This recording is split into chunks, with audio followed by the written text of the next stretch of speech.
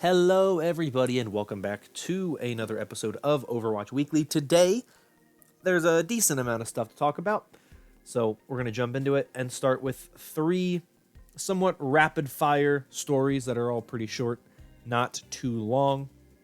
The first is a story that was put up onto the Overwatch website. It is a Dev Memories of Overwatch story. Cheers to 4 years. And it's just a bunch of little mini blurbs and whatnot, little anecdotes from the Overwatch dev team. You have Tim Ford, Jeff Kaplan, Kat Lee, and, of course, Dylan Jones. So they all people on Team 4 and people who work on the Overwatch. There's a lot of cool stuff, insights, behind-the-scenes stuff, early gameplay footage. This picture that I won't explain more than just show you this picture and tell you to click the article if you want to learn more about this image, but there it is.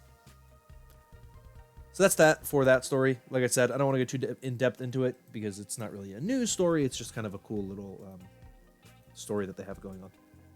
The next story comes from Andy Bowen on Twitter at AndyGMB1. He is the former GM, or the GM, for Team Ireland for the Overwatch World Cup.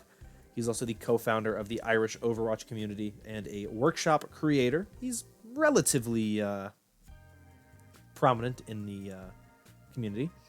And he tweeted out a screenshot from a Discord server from the Overwatch Creators Discord. And here's what he says in the tweet. Got permission to post this. There was a long discussion on armor and its balancing in the Overwatch Creators Discord. Jeff Kaplan confirmed that they are debating armor internally at Blizzard.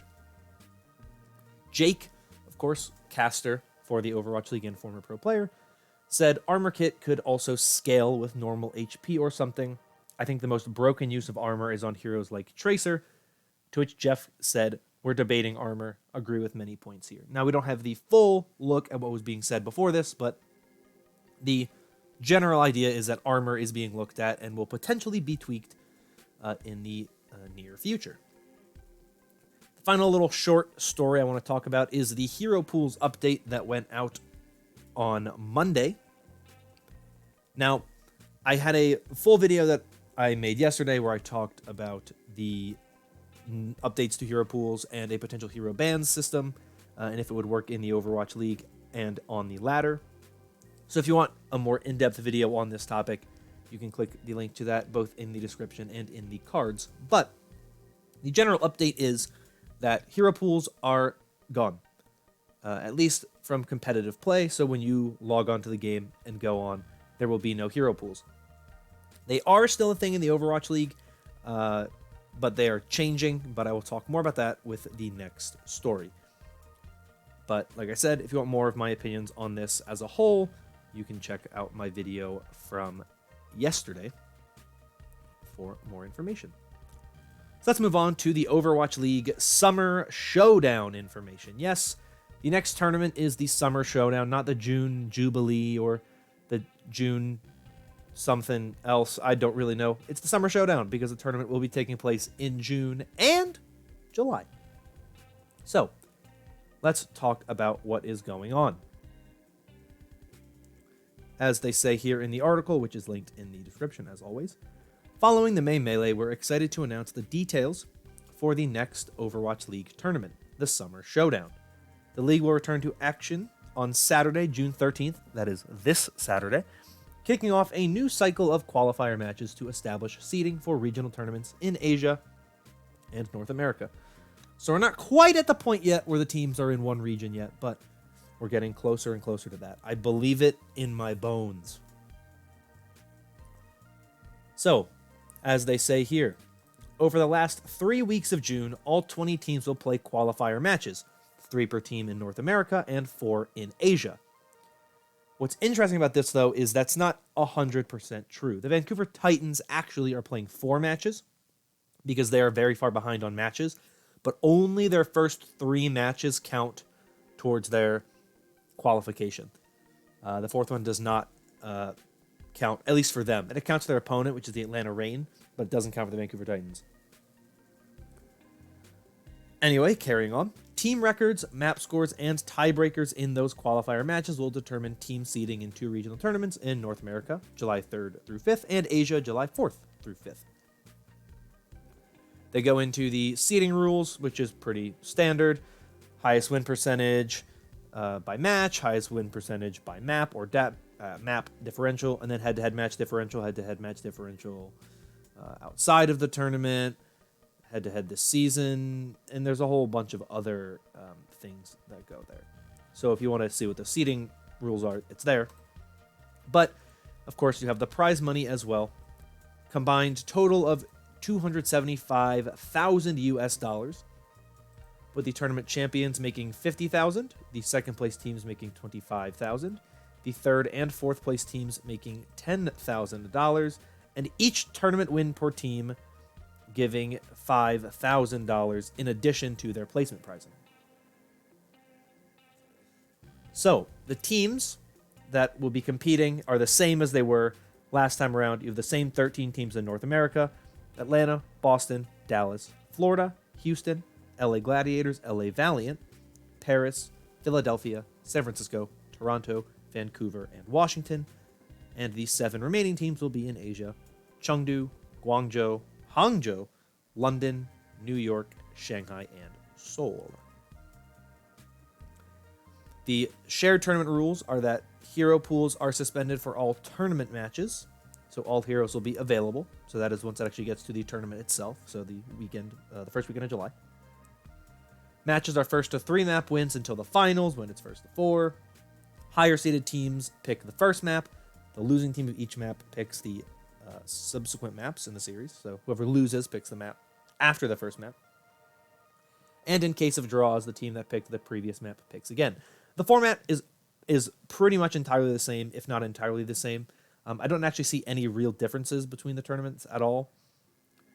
There are some differences, though, that are a little bit notable, and that's really what I want to talk about. Everyone still gets the same number of wins for getting first place, second place, or third and fourth place. You still have the 7-team bracket in Asia, where the 1 seed automatically qualifies to the semifinals, and all that stuff. They also include the schedule, but they talk about a number of things with the season ahead, which is what I really want to focus on.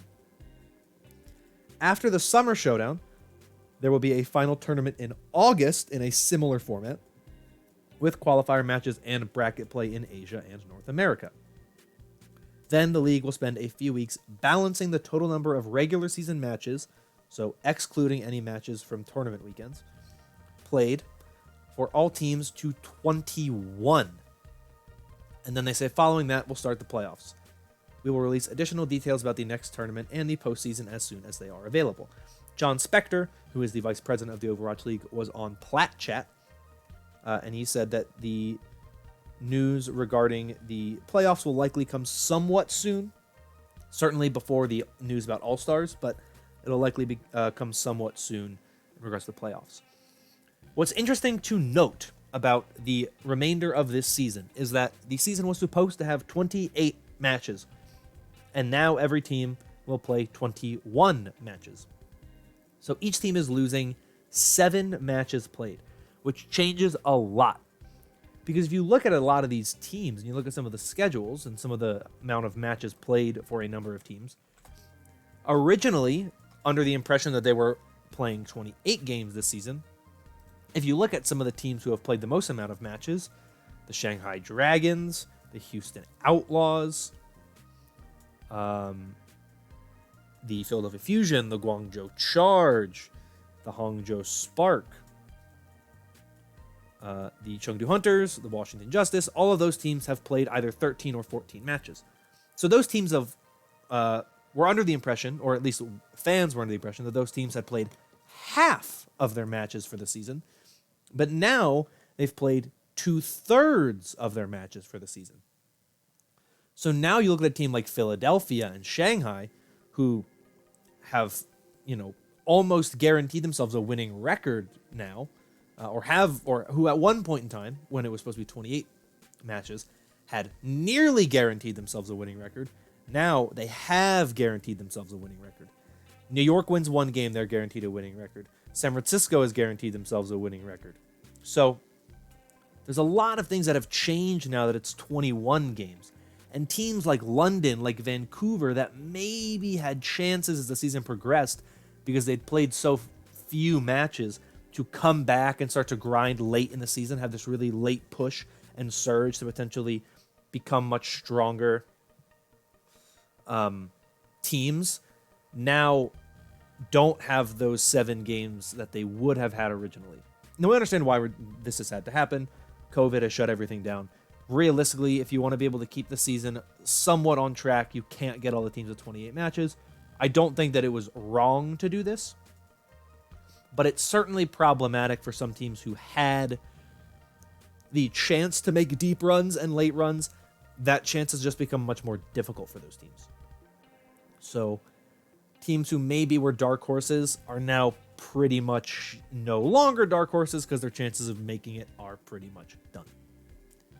The rest of the stuff that is in this article is about hero pools and trades and free agent signings, stuff that I talked about in the video I put up yesterday. The TLDR of it all is that hero pools will now last 2 weeks for the first 2 weeks of each month. And then they won't be in effect for the week before the tournament and the week of the tournament. The current hero pool that will be happening for the next 2 weeks is Echo, Sombra, Diva, and Brigitte. And as always, playoffs and tournaments won't have a hero pool. If you want, like I said, more information on that and more in-depth thoughts on that, check out yesterday's video. The final thing I want to talk about is a post that was put onto the competitive Overwatch subreddit from Trevor Houston and Dan McHugh from the Overwatch Path to Pro team. So there's some new updates surrounding Path to Pro, and it's a pretty long Reddit post that I want to pick and pull some things from because there's a lot there. I recommend you read it, and I recommend you go through the comments because there's a lot of interesting takes in the comments. And I think that it's always interesting to see what people's thoughts are, where discussion is.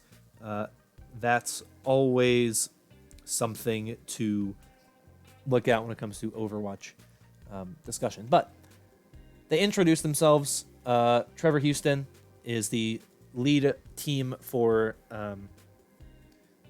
overseeing all Overwatch esports initiatives outside of the Overwatch League, while Dan McHugh is the global lead for Overwatch Contenders. They talked about some things they liked and that they didn't like.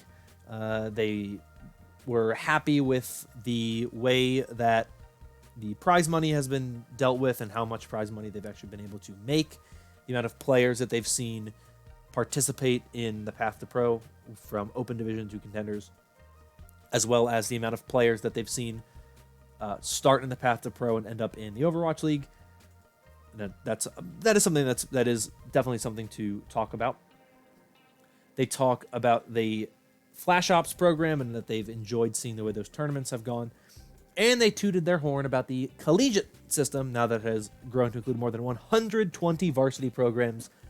And they have had around $2 million in scholarships for Overwatch players who are pursuing varsity degrees, or university degrees, I should say.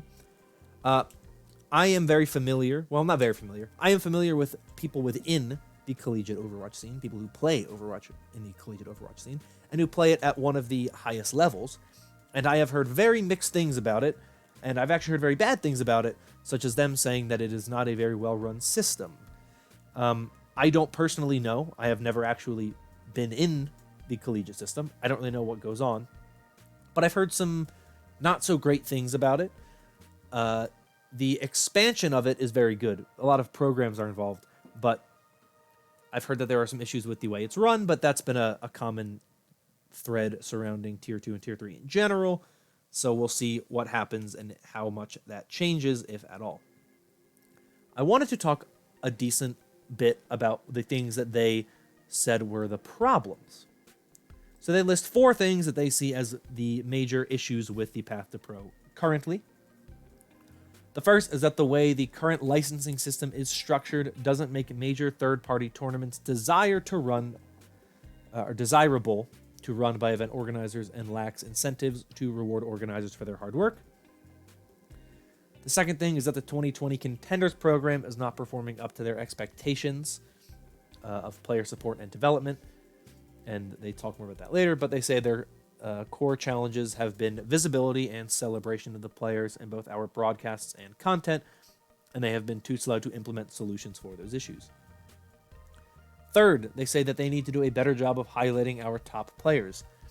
Big moments like the Contenders Gauntlet and the Overwatch World Cup were co-streamed on the Overwatch League broadcast channel and promoted through Play Overwatch, Overwatch League, and Path to Pro social channels.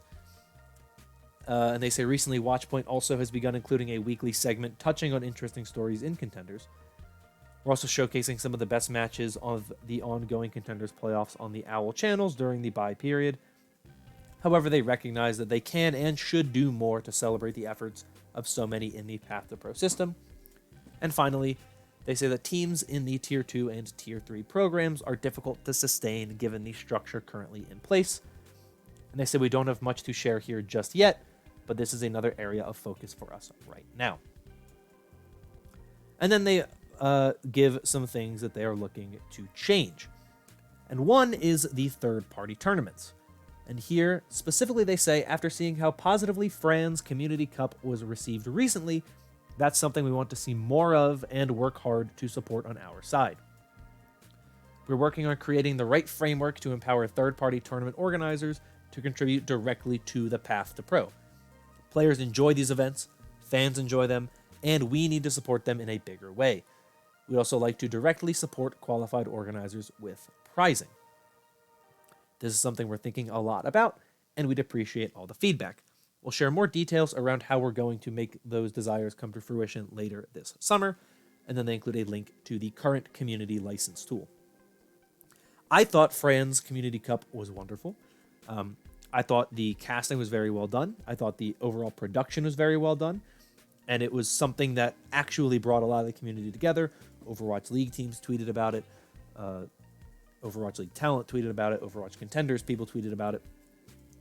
It was a very big thing, and I talked about it on Overwatch Weekly a few weeks ago at this point in time, but it was a very good thing that happened, and I think that overall it's something that we look at now, and we should look at now, as a really, really, really positive thing that has really helped potential Contenders teams and Contenders players kind of grow and get in a spotlight where maybe they wouldn't have seen it. And I think third-party tournament organizers are really important for the growth of the non-Overwatch League scene. I think you can have events like this that are invitational tournaments, that are stuff like this, that are going to be much better and can really help from a third-party perspective, because you have people who, at least you can have more tournaments that have a different organization and different ways of running that I think can help out a lot. They talk a lot after this about the contender system, such as announcing that the Atlantic and Pacific Showdowns have been canceled because of COVID, but they still hope to do the Gauntlet. They also talk about the change of their approach to contenders, and they have hoped that by doing that, what they could do is they can make the bigger games more prominent and keep most of the matches much closer and much better. And they think that it's done that somewhat well, and they think that some of what they've done has been good, but also they think that they have been some places that have struggled, and think that they're not giving the best coverage and support to the teams in general, other than just the teams at the top, and that's where they think they've struggled the most. Obviously, I'm paraphrasing this. If you want to read the full thing, it's in the description, as always. The final thing that I think is very interesting is this paragraph that I want to read, because it is one of the final parts of this thing. They say, looking back at our development efforts, the primary regions that have produced up-and-coming talent are China, Europe, Korea, and North America. We need to focus our first-party developmental initiatives in those specific regions and allow for more third-party organizations to thrive in other regions. We're finalizing future plans for each region and expect to share details later this month. Now, this, I think, is the most interesting and controversial part of this whole thing. Because essentially what they're saying is the place where the talent is in North America, China, Europe, and Korea.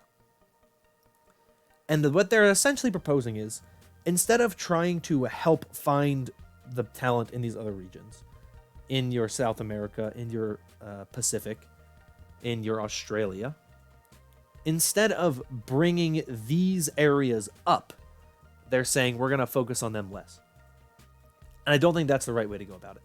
I think, honestly, the right way to go about it is allow more third-party organizers to have more say in your areas that are succeeding, and then put more first-party focus onto your regions like South America, like Australia, like Pacific, because at the end of the day, the big problem is something like Fran's Community Cup is going to bring in a lot of viewers who are already familiar with Fran, and that is going to mostly comprise of teams from North America and potentially teams from Europe. But teams in South America and Australia and Pacific need this Overwatch framework to help them more, not to help them less. We need to be bringing up players who aren't in as good of areas, because they're the ones that need. So I personally think that the way to go moving forward is to focus more contenders' resources into these less successful regions, and give more power to third-party organizers in your areas like North America, Europe, Korea, and China, because those are the areas that have had the most success with finding talent and breeding talent. Many of those players already are prominent figures in some capacity on streaming, on Twitter. All that stuff is very big for a lot of these players. And when you're seeing these major contenders regions so much more, the players in Australia, South America, and Pacific don't get the love they need, and that is the problem. So I don't think the correct way to go about this is to potentially take away contenders in Australia, South America, and Pacific. It's to make those your primary focus and to allow more third-party tournament organizers to do things with your North America, China, Korea, Europe teams, because those are the regions where I think most likely you're going to get major tournaments that people will watch outside of contenders, because people don't watch contenders, right, as much as they should, because the system is too spread out. But if you have a better framework in place to support the people who are struggling more, where they're the best teams in their region, but their region as a whole isn't as good, you should be focusing there, not on the regions that are dominating in general. And that is why I think that this statement is troublesome and problematic. And I also think the whole statement in general is somewhat lackluster. There's a lot of things that are somewhat broad, and they're not really saying a lot of things. And I don't think that they mean anything bad by it. I just think that they need to be saying more, and they need to be giving us more options. And obviously, there's more to come in the future. So I expect that will clear up some of the confusion. But based on what we've seen right now, I'm somewhat hopeful, but also worried about what's to come. But that's all I have for you today. I'd love to hear your thoughts in the comments down below, your thoughts on any of the stories I talked about. I'd love to have a conversation about it in the comments down below. But that is everything I have for you. If you enjoyed, consider liking and subscribing for more content like this in the future. Thank you so much for watching. Hope you're all staying safe and staying healthy, and I will see you all in the next video. Bye-bye.